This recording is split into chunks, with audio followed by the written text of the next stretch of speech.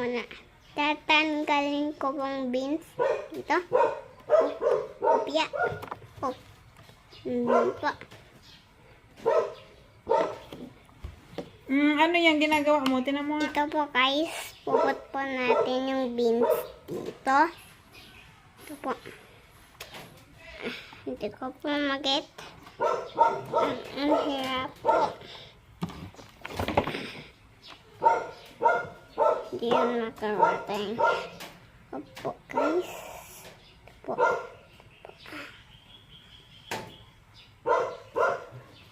Put po natin ng mga dahon guys. Mga beans. Kaya po.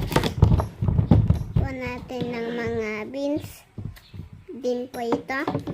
Tapos mga dahon. Ito po. Tapos na po ako.